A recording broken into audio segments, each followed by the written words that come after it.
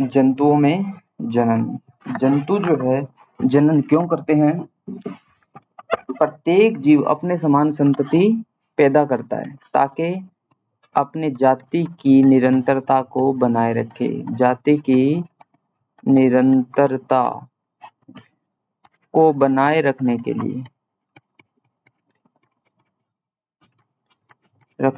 लिए जीव क्या करते हैं?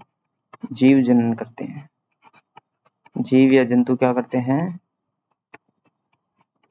या सजीव कह दो इनको, सजीव है वो जनन करते हैं। ठीक है, फिर देखिए जैविक घटक। जैविक घटक का मतलब सजीव किसे कहते हैं? जीव यानी जैविक घटक। जो सजीव है वो क्या क्या करते हैं? देखो सजीव क्या करते हैं? सजीव श्वसन करते हैं, ऑक्सीजन गैस तो ग्रहण करते हैं और CO2 गैस बाहर निकालते हैं। भोजन करते हैं, सामान्यतः ये बात होती है ना।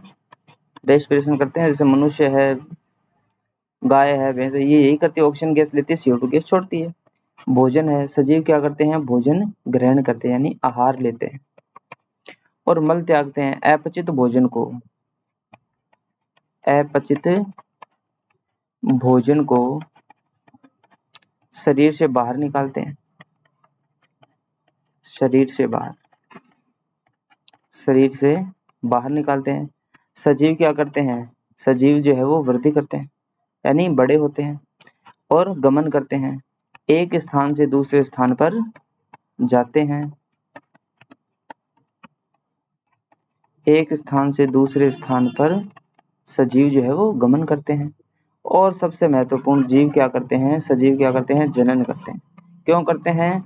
अपनी जाति की निरंतरता को बनाए रखने के लिए। जाति की निरंतरता को बनाए रखने के लिए। यदि जीव जनन नहीं करेगा तो अपने समान संतति पैदा नहीं करेगा तो फिर उसका तो अस्तित्व ही खतरे में आ जाएगा। अपने अस्तित्व को बनाए रखने के लिए सजीव जो है अपने समान संतति पैदा करता है जिससे उसकी जाति की निरंतरता बनी रहे। फिर नेक्स्ट, जनन के प्रकार। जनन कितने प्रकार का होता है? जनन 2 प्रकार का, लैंगिक जनन और अलैंगिक जनन। लैंगिक जनन में 2 जीव भाग लेते हैं। कितने जीव भाग लेते हैं? 2 जीव। एक नर होता है और एक मादा होते हैं। नर और मादा आप अपने अपने क्या बनाते हैं? युग्मक बनाते हैं। नर के युग्मक का नाम क्या है? शुक्राणु। और मादा का युग्मक क्या है? अंडाणु। नर है वो शुक्राणु युग्मक बनाता है, नर युग्मक शुक्राणु बनाता है, और मादा युग्मक अंडाणु बनाते हैं। ये दोनों युग्मकों का क्या होता है? संलयन, यानी दोनों युग्मक जुड़ते हैं और जुड़ करके क्या बनाते हैं? युग्मनज। जो आगे चलकर युग्मनज आगे चलकर एक नए जीव का निर्माण करेगा या नए जीव में वृद्धि करेगा। इस प्रकार के जनन को हम लैंगिक जनन कहते हैं। लैंगिक जनन में 2 जीव भाग लेते हैं, एक तो मेल होता है और एक फीमेल होता है।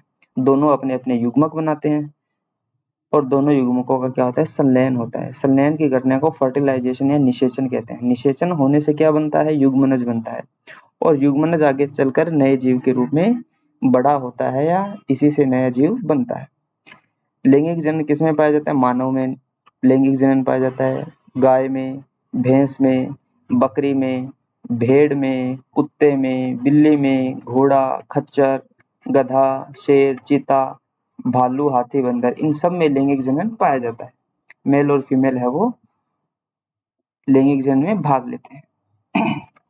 आगे देखिए अलैंगिक जनन। अलैंगिक जनन में एक ही जीव भाग लेता है, एक ही जीव भाग लेता है। इसमें नर तथा मादा युग्मक नहीं बनते हैं, नर तथा मादा युग्मक नहीं बनते हैं।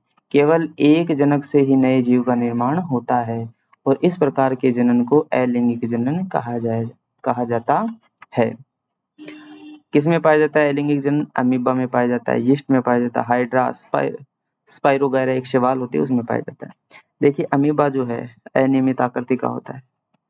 ये इसको 2 भागों में तोड़ दें तो दोनों भाग आगे चलकर नए अमीबा का निर्माण कर लेंगे, आगे चलकर नए अमीबा का निर्माण हो जाएगा। तो इस प्रकार है वो एक जीव से दो जीव बन जाते हैं। इसमें नर तथा मादा युग्मक नहीं बनते हैं अलैंगिक जन्म में, लेकिन लैंगिक जन्म में नर तथा मादा युग्मक बनते हैं और उन युग्मकों का संलयन होता है। संलयन होने से युग्मनज बनता है और वही आगे चलकर युग्मनज है वो नए जीव में वृद्धि करता है। आगे देखिए अलैंगिक जनन के प्रकार। अलैंगिक जनन के 4 प्रकार दिए गए हैं। कौन कौन से? सबसे पहला है कायिक प्रवर्धन।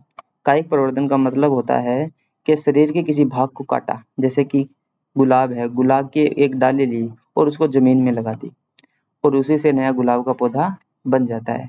इस प्रकार के जनन को कायिक प्रवर्धन कहा जाता है। यानी शरीर का, कायिक यानी शाखा या शरीर, शरीर का कोई भाग काट के जमीन में लगाओ, उसी से नया जीव बन जाता है या नया पौधा बन जाता है। किसमें पाया जाता है? गुलाब में कायिक प्रवर्धन द्वारा अलैंगिक जनन पाया जाता है। चंपा में, मनी प्लांट में, आलू में भी ऐसा ही होता है।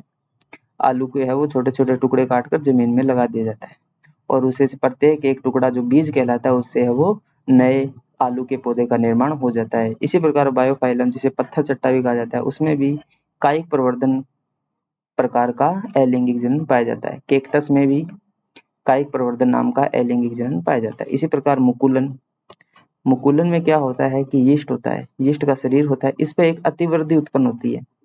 ये अतिवृद्धि आगे चलकर है वो एक दूसरी यीस्ट बना लेती है।